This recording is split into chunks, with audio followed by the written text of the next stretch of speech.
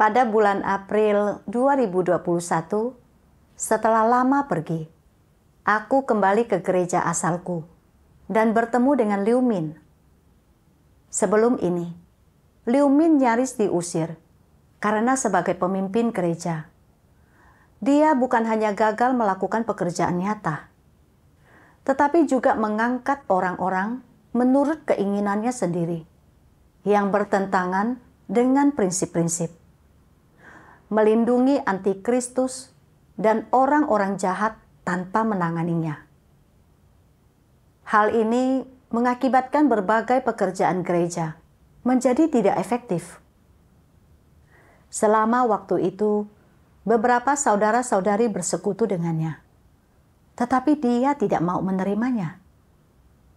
Pemimpin saat itu, Saudari Wang Yi, menilai perilakunya dan menduga bahwa dia mungkin orang jahat. Tetapi karena bukti yang tidak mencukupi, dia menyimpulkan bahwa itu mungkin hanya suatu perwujudan sementara.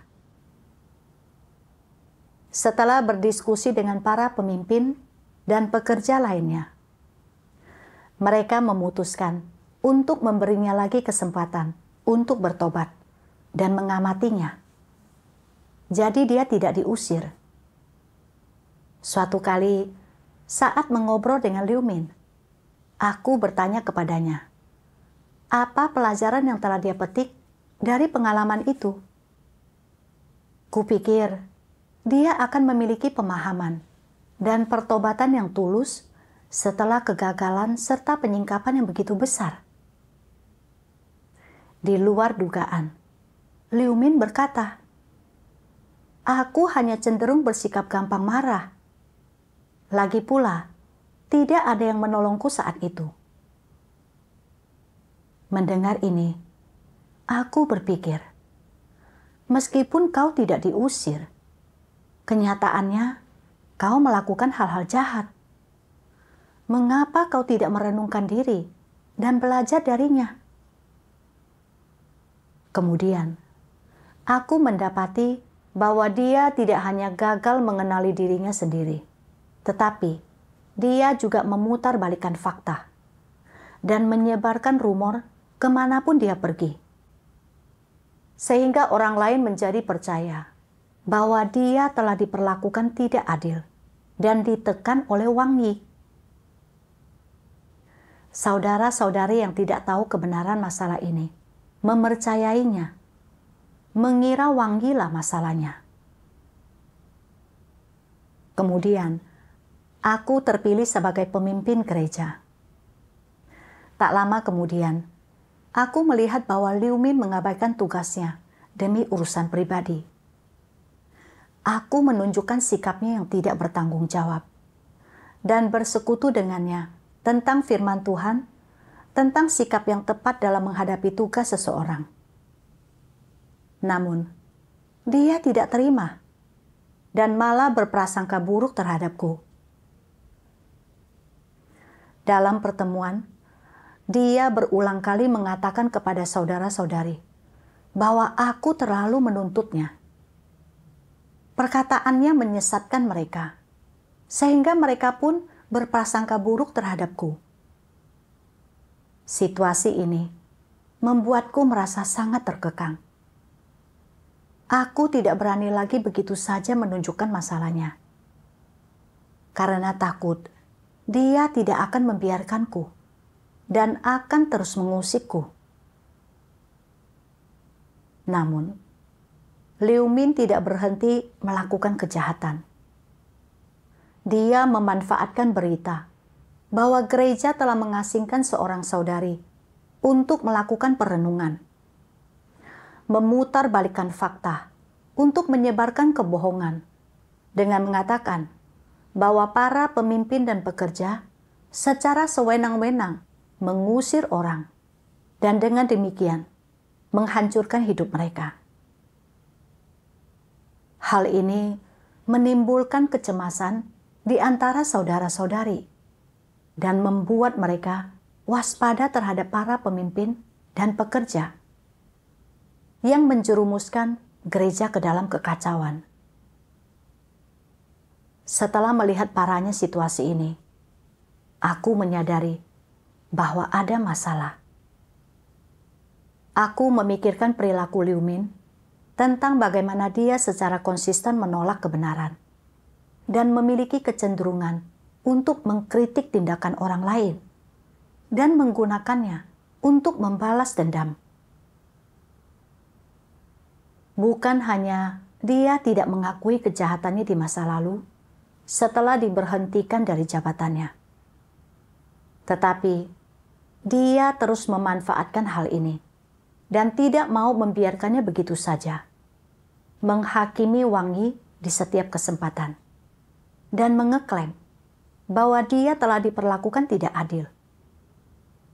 Dan ketika aku menunjukkan bahwa dia tidak bertanggung jawab dalam melaksanakan tugasnya, dia pun menaruh dendam terhadapku, serta memutarbalikkan fakta untuk menghakimiku di belakangku, yang menyebabkan saudara-saudari menjadi berprasangka buruk terhadapku.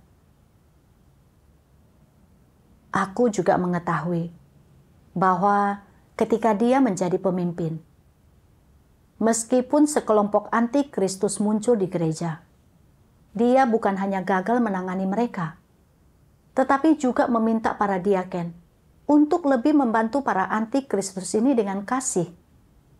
Bahkan, menuntut mereka yang melaporkan para anti-Kristus agar lebih memahami diri mereka sendiri dan belajar dari kesalahan mereka. Selain itu, setelah adik perempuannya dipecat karena tidak melaksanakan pekerjaan nyata,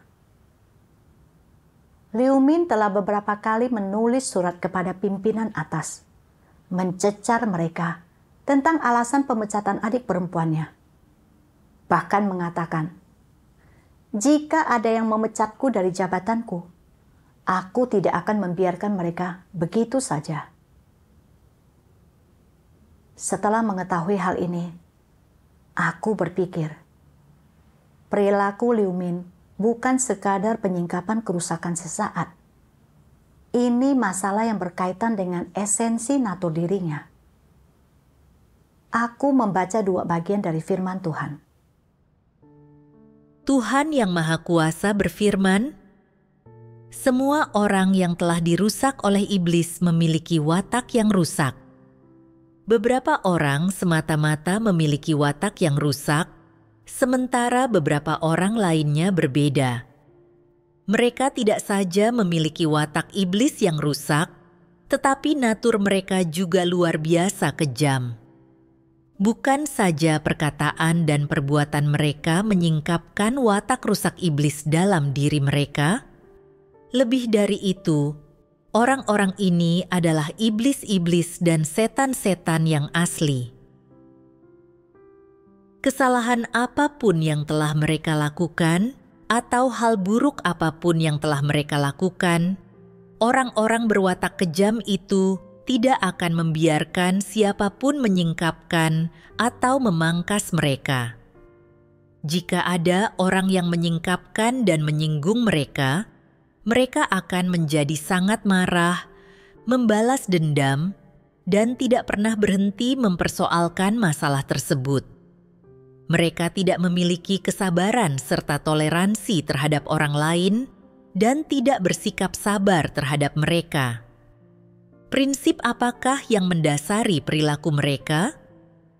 Lebih baik aku mengkhianati daripada dikhianati. Dengan kata lain, mereka tidak menoleransi disinggung oleh siapapun. Bukankah ini logika orang jahat? Inilah tepatnya logika orang jahat. Tak seorang pun diizinkan untuk menyinggung mereka. Bagi mereka, mereka tidak dapat menerima jika ada orang yang menyinggung mereka bahkan dengan cara yang paling kecil sekalipun, dan mereka membenci siapapun yang melakukannya. Mereka akan terus mengejar orang tersebut dan tidak pernah berhenti mempersoalkan masalah tersebut. Memang begitulah orang jahat. Dalam terang firman Tuhan, aku melihat bahwa natur Liu Ming jahat dan dia membenci kebenaran. Dia bukan hanya terus-menerus melindungi antikristus dan orang-orang jahat, melainkan juga sering mengkritik tindakan orang lain yang menyebabkan masalah yang tak kunjung habisnya. Dia memeras otaknya demi mencari cara untuk menghakimi dan membalas dendam kepada orang-orang yang memberinya nasihat atau melakukan hal-hal yang membahayakan kepentingannya. Dengan berbuat demikian, dia menaburkan perselisihan di dalam gereja dan menyebabkan gangguan terhadap kehidupan bergereja. Meskipun telah dilakukan banyak upaya untuk bersekutu dengannya dan membantunya, dia tetap tidak bertobat. Berdasarkan perilakunya yang konsisten, aku memastikan bahwa dia memang orang jahat. Setelah berdiskusi dengan para pemimpin dan pekerja lainnya, kami melaporkan situasinya kepada pimpinan atas. Pimpinan atas memerintahkan kami agar mengasingkan Liu Ming terlebih dahulu untuk mencegah gangguan lebih lanjut terhadap kehidupan gereja dan mengumpulkan bahan-bahan tentang dia. Setelah itu, kami harus bersekutu dan menilainya dengan saudara-saudari, lalu mengusirnya. Begitu mendengar ini, aku merasa khawatir. Pikirku, terakhir kali karena bukti yang tidak cukup, Liu Ming tidak diusir. Dan ketika dia mengetahuinya, dia tak henti-hentinya membuat masalah. Dan sejak saat itu, terus mengusik Wang Yi. Ketika aku menunjukkan masalahnya, dia bukan hanya tidak menerimanya, tetapi terus-menerus memutarbalikkan fakta untuk menghakimiku. Ketika adik perempuannya diberhentikan, dia bahkan mengatakan bahwa jika ada yang memecatnya, dia tidak akan membiarkan mereka begitu saja. Kemanusiaan Liu Ming sangat jahat. Jika dia mengetahui dirinya telah diusir, tidakkah dia akan menimbulkan keributan besar?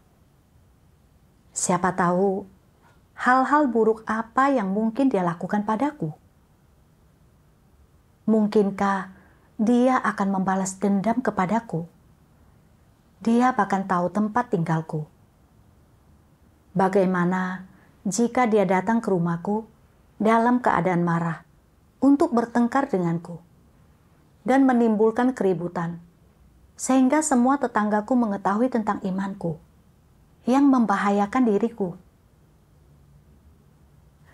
Makin aku memikirkannya, makin aku merasa takut.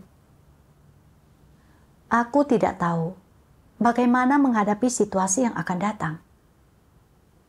Aku berdoa kepada Tuhan dan memohon kepadanya agar membimbingku. Kemudian, aku membaca sebuah bagian dari firman Tuhan. Tuhan Yang Maha Kuasa berfirman, para antikristus memiliki watak yang sangat kejam. Jika engkau berusaha memangkas atau menyingkapkan mereka, mereka akan membencimu dan menggigitmu seolah-olah mereka adalah ular berbisa. Engkau tidak akan dapat menggoyangkan atau mengguncangkan mereka sekeras apapun engkau mencobanya. Ketika engkau bertemu dengan para antikristus yang semacam itu, apakah engkau semua merasa takut? Ada orang-orang yang menjadi takut dan berkata, "Aku tidak berani memangkas mereka. Mereka sangat ganas seperti ular berbisa, dan jika mereka melilitku, tamatlah riwayatku." Orang macam apakah mereka ini? Tingkat pertumbuhan mereka terlalu kecil, mereka tidak berguna untuk apapun, mereka bukan prajurit Kristus yang baik, dan mereka tidak dapat menjadi kesaksian bagi Tuhan. Jadi, apa yang harus engkau semua lakukan jika engkau bertemu dengan para antikristus yang semacam itu? Jika mereka mengancammu atau mencoba mengambil nyawamu, apakah engkau akan takut? Dalam situasi seperti itu, engkau harus segera bersatu dengan saudara-saudarimu dan bangkit, menyelidiki, mengumpulkan bukti, dan menyingkapkan para antikristus sampai mereka dikeluarkan dari gereja. Ini artinya menyelesaikan masalah secara menyeluruh. Ketika engkau menemukan seorang antikristus dan dengan jelas mengenali bahwa mereka memiliki ciri orang jahat dan mampu menghukum serta membalas dendam terhadap orang lain, jangan menunggu sampai mereka melakukan kejahatan dan bukti terkumpul, baru engkau menanganinya. Ini artinya bersikap pasif, dan ini sudah mengakibatkan beberapa kerugian. Yang terbaik adalah kita langsung bertindak, menangani, mengatasi, mengeluarkan, dan mengusir para antikristus ketika mereka memperlihatkan bahwa mereka memiliki ciri orang jahat dan memperlihatkan watak mereka yang berbahaya dan kejam, serta ketika mereka mulai melakukan sesuatu. Inilah pendekatan yang paling masuk akal. Ada orang-orang yang takut akan pembalasan antikristus terhadap mereka, sehingga orang-orang itu tidak berani menyingkapkan mereka. Bukankah ini bodoh? Engkau tidak mampu melindungi kepentingan rumah Tuhan, yang pada dasarnya memperlihatkan bahwa engkau tidak setia kepada Tuhan. Engkau takut antikristus akan menemukan sesuatu yang dapat dimanfaatkannya untuk membalas dendam terhadapmu. Apa masalahnya? Mungkinkah karena engkau tidak percaya akan keadilan Tuhan? Tidak tahukah engkau bahwa kebenaranlah yang berkuasa di rumah Tuhan? Sekalipun antikristus berhasil mengetahui masalah kerusakan tertentu dalam dirimu dan mempermasalahkannya, engkau tidak seharusnya takut. Di rumah Tuhan, masalah ditangani berdasarkan prinsip-prinsip kebenaran. Melakukan pelanggaran bukan berarti seseorang itu adalah orang jahat. Rumah Tuhan tidak pernah menangani seseorang karena memperlihatkan kerusakan sementara atau melakukan pelanggaran yang sesekali saja. Rumah Tuhan menangani para antikristus dan orang-orang jahat yang secara konsisten menciptakan gangguan dan melakukan kejahatan, dan yang tidak menerima kebenaran sedikit pun. Rumah Tuhan tidak akan pernah memperlakukan orang baik secara tidak adil.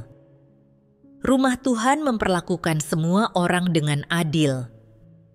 Sekalipun pemimpin palsu atau antikristus menuduh orang baik secara keliru, rumah Tuhan akan membela mereka. Gereja tidak akan pernah mengeluarkan atau menangani orang baik yang mampu menyingkapkan antikristus dan yang memiliki rasa keadilan. Orang selalu takut antikristus akan menemukan sesuatu yang dapat dimanfaatkannya untuk membalas dendam terhadap mereka. Namun, bukankah engkau seharusnya takut menyinggung Tuhan dan memicu kebencian dan penolakannya? Jika engkau takut para antikristus akan menemukan cara untuk membalas dendam terhadapmu, mengapa tidak mengambil bukti perbuatan jahat para antikristus itu untuk melaporkan dan menyingkapkan mereka? Dengan melakukannya, engkau akan memperoleh persetujuan dan dukungan dari umat pilihan Tuhan, dan yang terpenting, Tuhan akan mengingat perbuatan baik dan tindakan keadilanmu.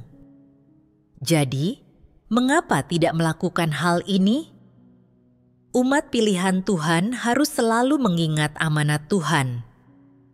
Mengeluarkan orang jahat dan para antikristus adalah pertarungan paling penting dalam pertempuran melawan iblis. Jika pertarungan ini dimenangkan, itu akan menjadi kesaksian sang pemenang. Bertempur melawan iblis dan setan-setan adalah kesaksian pengalaman yang harus dimiliki oleh umat pilihan Tuhan. Itu adalah kenyataan kebenaran yang harus dimiliki oleh para pemenang. Tuhan telah menganugerahkan begitu banyak kebenaran kepada orang-orang, telah menuntunmu untuk waktu yang lama, dan telah sangat banyak membekalimu dengan tujuan agar engkau memberi kesaksian dan melindungi pekerjaan gereja. Ternyata, ketika orang jahat dan para antikristus melakukan perbuatan jahat dan mengganggu pekerjaan gereja, engkau menjadi gentar dan mundur, melarikan diri dengan tangan di atas kepalamu. Engkau adalah orang yang tidak berguna. Engkau tidak mampu mengalahkan iblis, engkau tidak memberi kesaksian, dan Tuhan membencimu. Di saat kritis ini, engkau harus berdiri dan berperang melawan iblis, menyingkapkan perbuatan jahat para antikristus, menghukum dan mengutuk mereka, tidak memberi mereka tempat untuk bersembunyi, dan mengeluarkan mereka dari gereja. Hanya ini yang dapat dianggap sebagai memperoleh kemenangan atas iblis dan mengakhiri nasib iblis. Engkau adalah salah satu dari umat pilihan Tuhan, seorang pengikut Tuhan. Engkau tidak boleh takut akan tantangan. Engkau harus bertindak berdasarkan prinsip-prinsip kebenaran. Inilah artinya menjadi seorang pemenang.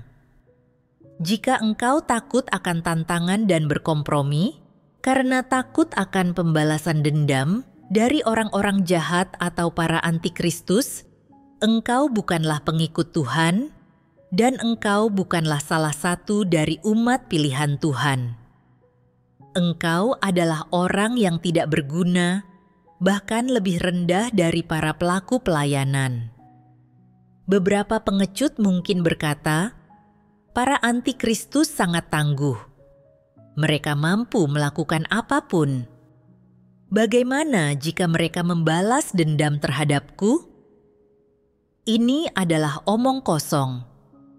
Jika engkau takut akan pembalasan dendam dari para antikristus, di manakah imanmu kepada Tuhan? Bukankah Tuhan telah melindungimu selama bertahun-tahun engkau hidup? Bukankah para antikristus juga berada di tangan Tuhan? Jika Tuhan tidak mengizinkannya, apa yang dapat mereka lakukan terhadapmu? Selain itu, sejahat apapun para antikristus, apa yang sebenarnya mampu mereka lakukan? Bukankah sangat mudah bagi umat pilihan Tuhan untuk bersatu dan menyingkapkan serta menangani mereka? Jadi, mengapa takut terhadap para antikristus? Orang-orang semacam itu tidak berguna dan tidak layak mengikuti Tuhan. Pulanglah, besarkanlah anak-anakmu, dan jalanilah hidupmu. Dalam menghadapi para antikristus yang mengganggu pekerjaan gereja dan merugikan umat pilihan Tuhan, bagaimana seharusnya umat pilihan Tuhan merespons perbuatan jahat mereka? Bagaimana seharusnya mereka yang mengikuti Tuhan tetap teguh dalam kesaksian mereka? Bagaimana seharusnya mereka melawan kekuatan iblis dan para antikristus? Entah engkau tunduk dan setia kepada Tuhan, atau duduk di pinggir dan mengkhianati Tuhan, itu akan sepenuhnya tersingkap ketika para antikristus mengganggu, melakukan kejahatan, dan menentang Tuhan. Jika engkau bukan seseorang yang tunduk kepada Tuhan dan setia kepadanya, engkau adalah seseorang yang mengkhianatinya. Tidak ada pilihan lain. Beberapa orang yang bingung dan mereka yang tidak memiliki kearifan memilih untuk mengambil jalan tengah dan menjadi orang yang netral. Di mata Tuhan, orang-orang ini tidak memiliki kesetiaan kepada Tuhan dan mengkhianatinya. Firman Tuhan berkata bahwa mengungkapkan antikristus dan orang-orang jahat merupakan tanggung jawab dan tugas semua umat pilihan Tuhan, dan bahwa hal itu merupakan perwujudan nyata dari perlindungan pekerjaan gereja.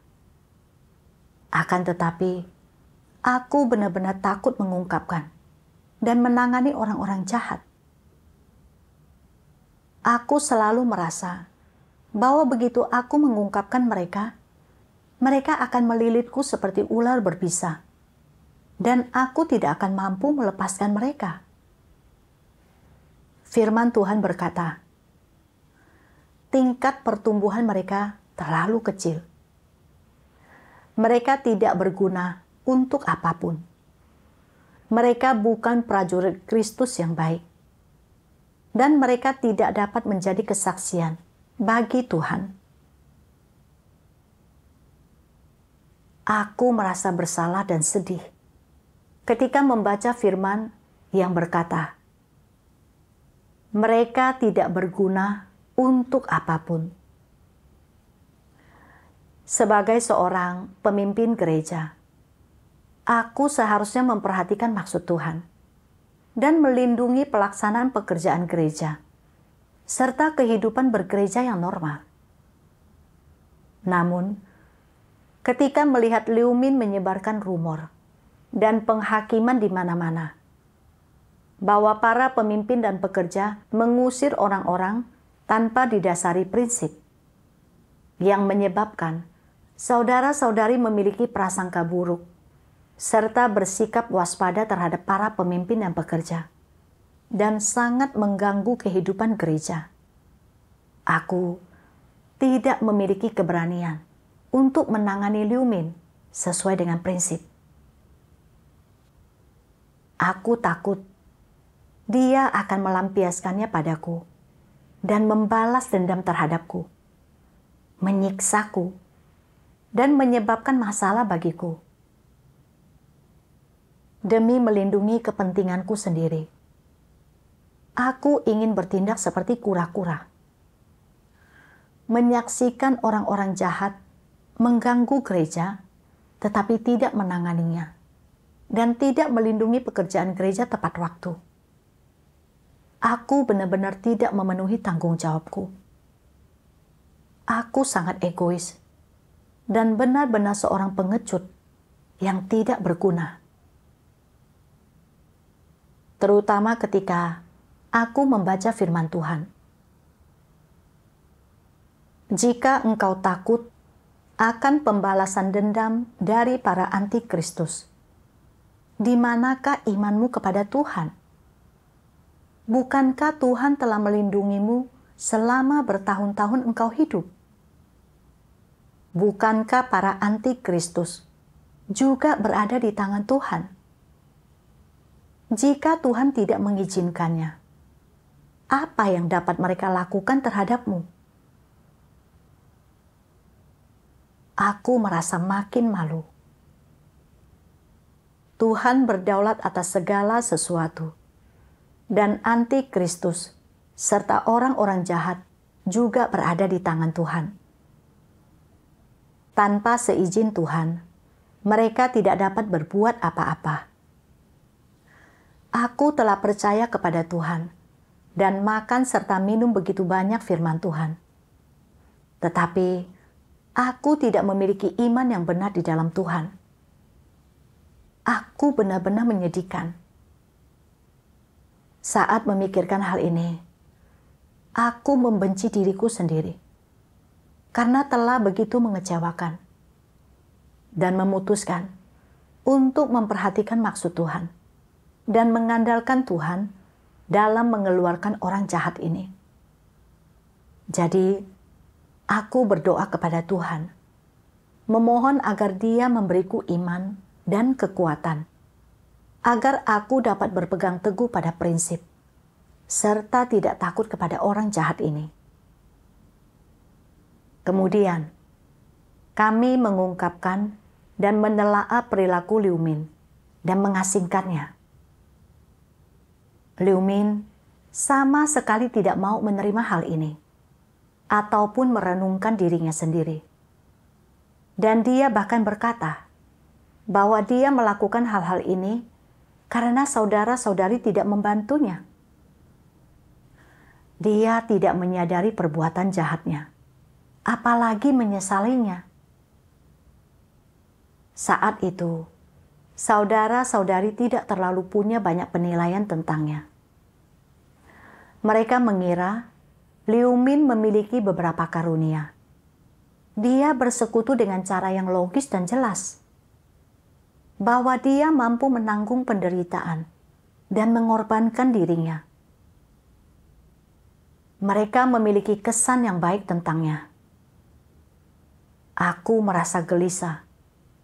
Pikirku, jika aku bersekutu dengan saudara-saudari dan menelaah Liu Min sebagai orang jahat, dan mereka tidak menerimanya, serta tidak setuju dengan pengusirannya, apa yang harus kuperbuat? Apakah semua orang akan berpikir kalau aku menangani hal-hal dengan tidak adil dan menjadi berprasangka buruk terhadapku? Akankah gereja tenggelam dalam kekacauan? Jika itu terjadi, akankah aku diminta bertanggung jawab? Akankah aku dipecat? Saat itu, aku menyadari bahwa aku kembali hidup dalam keadaan pengecut dan khawatir. Jadi, aku berdoa kepada Tuhan, bersedia memberontak terhadap diriku sendiri dan menerapkan kebenaran.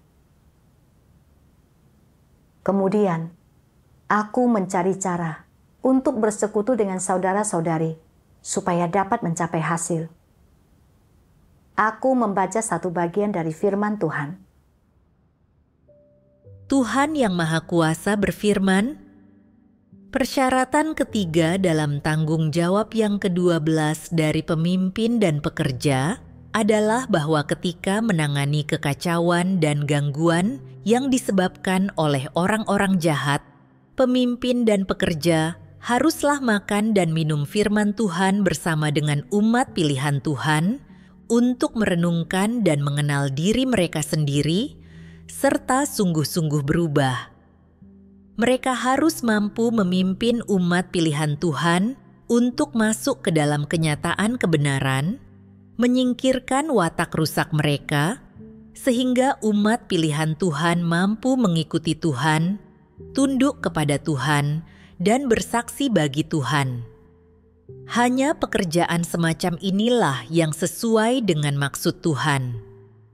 Di satu sisi, pemimpin dan pekerja yang bekerja dengan cara ini akan mampu menyelesaikan masalah dan memperlengkapi diri mereka sendiri dengan kebenaran saat bekerja.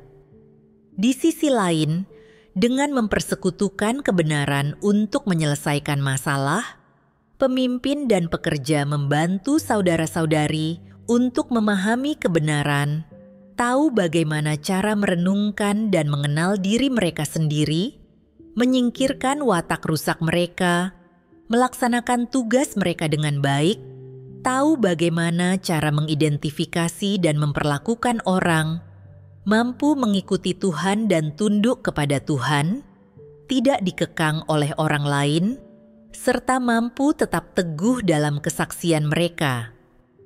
Ini berarti pemimpin dan pekerja sedang melaksanakan tugasnya. Inilah prinsip yang harus diterapkan oleh pemimpin dan pekerja untuk menyelesaikan masalah saat melaksanakan pekerjaan gereja. Masalah apapun yang muncul di gereja, yang pertama dan terutama, pemimpin dan pekerja harus mencari kebenaran, memahami maksud Tuhan, dan mencari bimbingan Tuhan bersama-sama. Mereka kemudian harus mencari firman Tuhan yang relevan untuk menyelesaikan berbagai masalah yang ada. Selama proses menyelesaikan masalah, pemimpin dan pekerja harus lebih banyak mempersekutukan firman Tuhan yang relevan kepada saudara-saudari dan memahami esensi masalahnya berdasarkan firman Tuhan. Pemimpin dan pekerja juga harus meminta umat pilihan Tuhan untuk mempersekutukan pemahaman mereka sendiri dalam mengidentifikasi masalah-masalah ini. Setelah mayoritas orang dapat memiliki pemahaman yang sama dan mencapai kesepakatan, masalahnya akan menjadi lebih mudah untuk diselesaikan. Dalam menyelesaikan masalah, jangan selalu menceritakan peristiwanya berulang-ulang atau mengejar rincian kecil atau menyalahkan orang-orang yang terlibat dalam masalah tersebut. Pada awalnya, jangan berfokus pada masalah-masalah kecil. Sebaliknya, persekutukan kebenaran dengan jelas karena ini akan menyingkapkan natur dari masalah-masalah tersebut. Hanya pendekatan inilah yang akan membantu umat pilihan Tuhan untuk belajar mengidentifikasi masalah berdasarkan firman Tuhan, memperoleh kemampuan mengidentifikasi dari orang-orang, peristiwa, dan hal-hal yang muncul, serta memetik pelajaran nyata dari semua itu. Pendekatan ini juga memungkinkan mereka untuk membandingkan kata-kata dan doktrin yang biasanya mereka pahami dengan kehidupan nyata, memungkinkan mereka untuk mampu benar-benar memahami kebenaran. Bukankah inilah yang seharusnya dilakukan oleh pemimpin dan pekerja? Bagaimana seharusnya pemimpin gereja memimpin umat pilihan Tuhan? Cara utamanya adalah dengan memimpin umat pilihan Tuhan untuk mengidentifikasi dan menyelesaikan masalah dalam kehidupan nyata, menerapkan serta mengalami firman Tuhan dalam kehidupan nyata, sehingga umat pilihan Tuhan bukan hanya mampu menerapkan kebenaran, melainkan juga mampu mengidentifikasi hal-hal negatif dan orang-orang negatif, yaitu para pemimpin palsu, pekerja palsu, orang jahat, pengikut yang bukan orang percaya, dan antikristus. Tujuan mengidentifikasi berbagai orang adalah untuk menyelesaikan masalah. Hanya dengan membereskan gangguan yang disebabkan oleh orang-orang jahat dan antikristus secara menyeluruh, barulah pekerjaan gereja dapat berjalan dengan lancar dan kehendak Tuhan akan dapat terlaksana di gereja. Menangani orang-orang jahat juga sekaligus berfungsi sebagai peringatan agar orang tidak melakukan kesalahan atau berbuat jahat, agar mereka bisa takut akan Tuhan dan menjauhi kejahatan. Setelah membaca firman Tuhan, aku memahami bahwa salah satu aspek tanggung jawab seorang pemimpin dan pekerja adalah bahwa ketika orang jahat dan antikristus mengganggu dan mengacaukan pekerjaan gereja, mereka harus memperlengkapi dirinya dan saudara-saudari dengan kebenaran, serta memetik pelajaran bersama. Menuntun mereka untuk menilai antikristus dan orang jahat, supaya tidak disesatkan dan diganggu oleh mereka. Di saat yang sama, mereka juga harus membimbing saudara-saudari untuk memahami pentingnya pekerjaan pembersihan gereja. Hanya dengan mengusir para pengikut yang bukan orang percaya, antikristus, dan orang-orang jahat sajalah, maka umat pilihan Tuhan dapat mengejar kebenaran dan melaksanakan tugas mereka dalam lingkungan yang stabil. Begitu menyadari hal-hal ini, aku pun berpikir, saudara-saudari saat ini belum memiliki penilaian mendalam tentang Liu-min, dan beberapa bahkan memujanya, karena mereka melihat karunia-Nya yang nyata dan kefasihannya berbicara. Tetapi mereka tidak menilai esensinya berdasarkan motif dan natur tindakannya, serta sikapnya terhadap kebenaran. aku harus menuntun saudara-saudari untuk menilai perilaku dan tindakan Liu Min sesuai dengan firman Tuhan, sehingga mereka tidak akan disesatkan lagi. Inilah yang dimaksud dengan memenuhi tanggung jawab seorang pemimpin.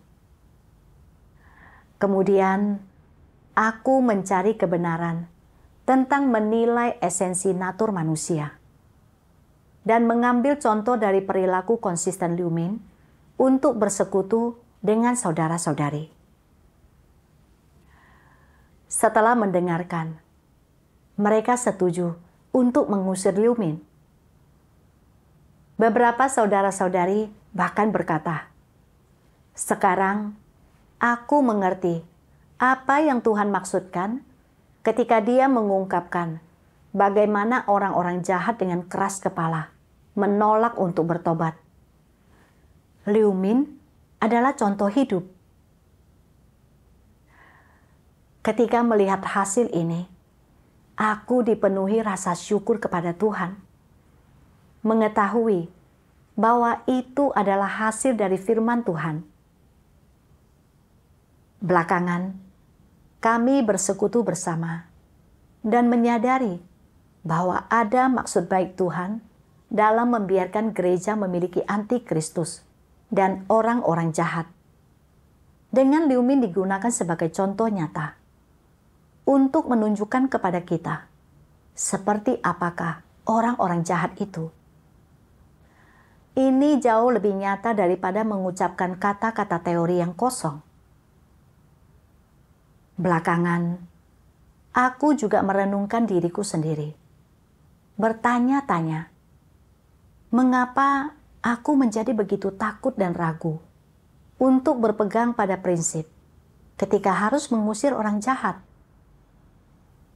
Aku membaca firman Tuhan yang berbunyi,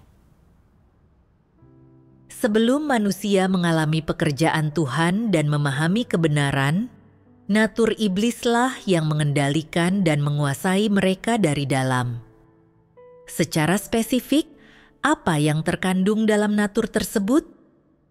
Misalnya, mengapa engkau egois? Mengapa engkau mempertahankan posisimu? Mengapa engkau memiliki perasaan yang begitu kuat? Mengapa engkau menikmati hal-hal yang tidak benar? Mengapa engkau menyukai kejahatan? Apakah dasar kesukaanmu akan hal-hal seperti itu? Dari manakah asal hal-hal ini? Mengapa engkau begitu senang menerimanya? Saat ini, engkau semua telah memahami bahwa alasan utama di balik semua hal ini adalah karena racun iblis ada di dalam diri manusia. Jadi, apakah racun iblis itu? Bagaimana racun iblis dapat disingkapkan? Misalnya, jika engkau bertanya, bagaimana seharusnya orang hidup?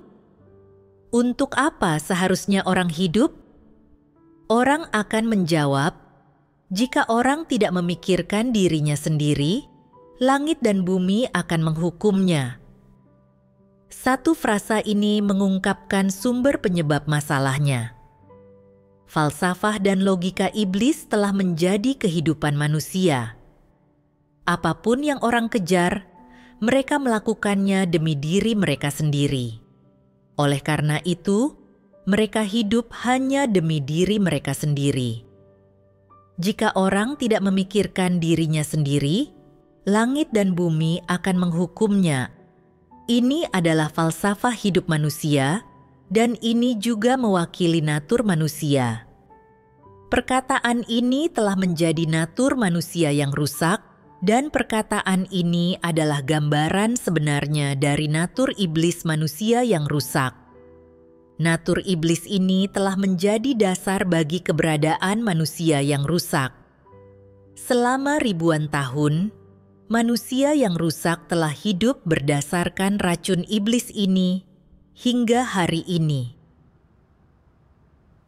Ketika merenungkan firman Tuhan, aku menyadari bahwa alasan aku ragu-ragu dan khawatir untuk mengusir Liu Min adalah karena aku dikendalikan oleh racun-racun iblis. Seperti tetaplah diam untuk melindungi diri sendiri dan berusahalah agar tidak disalahkan. Semakin sedikit masalah, semakin baik. Dan jika orang tidak memikirkan dirinya sendiri, langit dan bumi akan menghukumnya. Serta burung yang menjulurkan lehernya adalah burung yang tertembak. Ketika terjadi sesuatu, aku mulai memikirkan cara melindungi diri sendiri dan memastikan kepentinganku tidak dirugikan. Sebagai seorang pemimpin gereja, aku telah jelas menilai esensi Liu Min sebagai orang jahat. Tetapi aku takut menyinggung perasaannya dan takut dia akan membalas dendam. Dan aku khawatir bahwa kurangnya penilaian saudara-saudari akan membuat mereka kembali memiliki prasangka buruk terhadapku. Dan jika ini terjadi, gereja akan tenggelam dalam kekacauan, dan aku mungkin akan dipecat dan tidak dapat melindungi statusku. Bagaimanapun aku memikirkannya, aku merasa bahwa mengungkapkan orang jahat ini akan merugikanku. Jadi, aku mundur dan tidak mengusir orang jahat ini dengan segera. Pekerjaan pembersihan gereja dilakukan untuk mentahirkan gereja dan memastikan bahwa pekerjaan gereja serta kehidupan bergereja tidak terganggu. Namun, aku tidak dapat menjunjung tinggi pekerjaan gereja. Dan saat melihat saudara-saudari disesatkan, serta kehidupan gereja diganggu, aku tidak berbuat apapun. Merasa bahwa selama kepentinganku tidak dirugikan, semuanya baik-baik saja. Aku menyadari bahwa dengan hidup oleh racun-racun iblis ini, hati nuraniku menjadi makin mati rasa. Dan yang dapat kupikirkan hanyalah kepentinganku sendiri. Makin aku memikirkannya, makin aku merasa bahwa aku begitu egois dan hina. Bahwa aku tidak memiliki kesetiaan kepada Tuhan. Dan sama sekali tidak memiliki kemanusiaan. Saat itulah aku baru menyadari bahwa mengandalkan racun-racun iblis ini dalam tindakan seseorang berarti menentang Tuhan dan mengganggu pekerjaan gereja sebagai antek iblis. Jika tidak bertobat, aku hanya akan berbuat lebih banyak kejahatan dan akhirnya dibenci serta disingkirkan oleh Tuhan. Kekhawatiranku yang lain yang menyebabkanku tidak berpegang teguh pada prinsip-prinsip adalah bahwa aku mungkin dipecat jika gereja menjadi kacau karena aku tidak menangani orang jahat ini dengan benar. Dalam pencarianku, aku membaca beberapa firman Tuhan. Tuhan yang Maha Kuasa berfirman, mereka yang mampu melaksanakan tugas di rumah Tuhan haruslah orang-orang yang terbeban untuk pekerjaan gereja, yang bertanggung jawab, yang menjunjung tinggi prinsip-prinsip kebenaran, dan yang mampu menderita dan membayar harga. Jika orang kurang dalam area-area ini, berarti mereka tidak layak untuk melaksanakan tugas, dan mereka tidak memenuhi syarat untuk melaksanakan tugas. Ada banyak orang yang takut memikul tanggung jawab dalam melaksanakan tugas. Mereka berpikir, jika ini adalah tugas yang harus kuselesaikan, bagaimana jika akhirnya aku melakukan kesalahan? Jika mereka menyelidiki siapa yang harus disalahkan, bukankah mereka akan menanganiku? Bukankah akulah yang terlebih dahulu dianggap orang yang harus bertanggung jawab? Inilah yang mereka khawatirkan. Namun, apakah engkau percaya bahwa Tuhan memeriksa segala sesuatu? Semua orang melakukan kesalahan. Jika seseorang yang niatnya benar belum punya pengalaman dan belum pernah menangani hal semacam itu sebelumnya, tetapi mereka telah melakukan yang terbaik, itu terlihat oleh Tuhan. Engkau harus percaya bahwa Tuhan memeriksa segala sesuatu dan memeriksa hati manusia. Jika orang bahkan tidak mempercayai hal ini, bukankah mereka adalah pengikut yang bukan orang percaya? Apa gunanya orang semacam itu melaksanakan tugas? Setelah membaca firman Tuhan, aku memahami bahwa Tuhan itu benar. Dia memeriksa segala sesuatu, dan gereja menangani orang-orang sesuai dengan prinsip, berdasarkan tindak tanduk konsisten mereka, serta esensi natur mereka. Jika niat seseorang adalah untuk memperhatikan maksud Tuhan dan menjunjung tinggi pekerjaan gereja, dan hanya karena mereka tidak memahami kebenaran, serta tidak bisa melihat esensi suatu masalah, sehingga mereka tidak menanganinya dengan baik. Dan melalui persekutuan serta bantuan, mereka mampu untuk segera memperbaiki keadaan. Maka, gereja akan memperlakukan orang-orang seperti itu dengan adil dan tidak menangani atau memecat mereka. Namun, jika seseorang sengaja menimbulkan kekacauan dengan niat buruk, gereja akan menanganinya sesuai prinsip. Aku tidak memahami watak Tuhan yang benar, atau percaya bahwa Tuhan memeriksa hati manusia. Aku juga tidak percaya bahwa kebenaran berkuasa di gereja. Aku hanya hidup dalam gagasan dan imajinasiku sendiri, khawatir dan prihatin. Ini benar-benar menyimpang. Setelah memahami hal-hal ini, aku merasa benar-benar terbebas.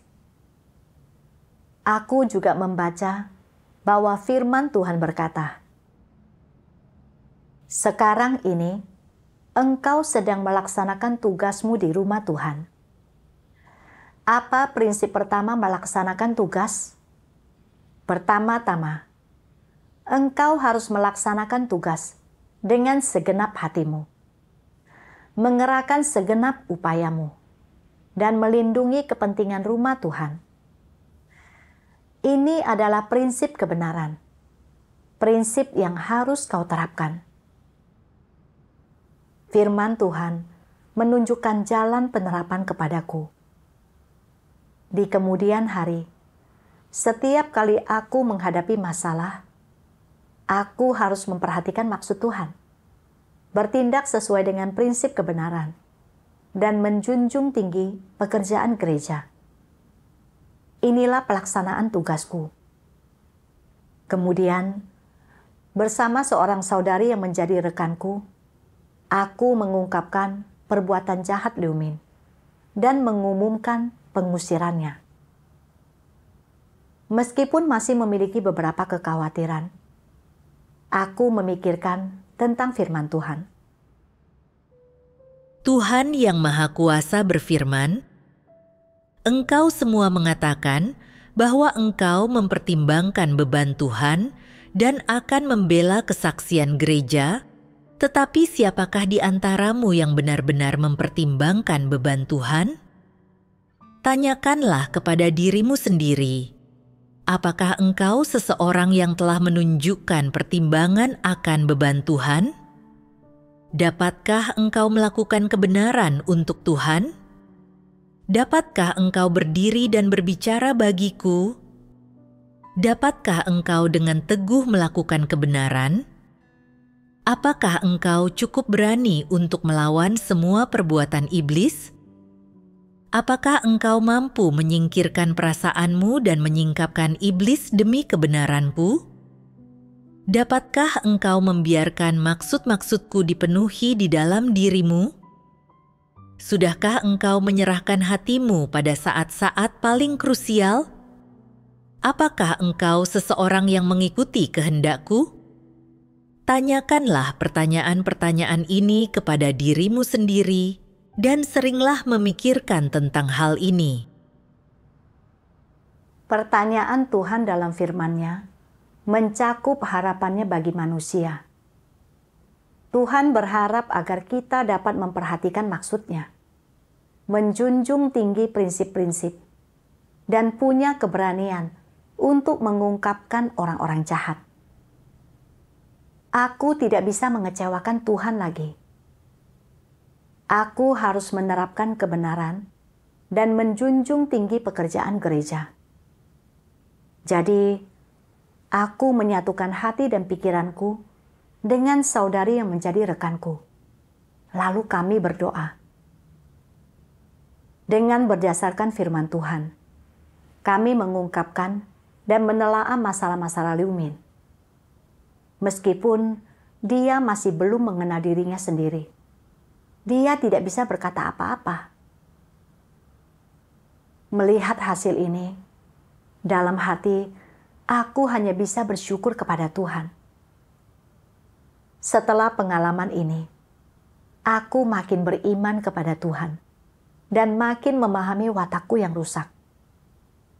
Aku mengalami damai sejahtera yang datang dari penerapan kebenaran.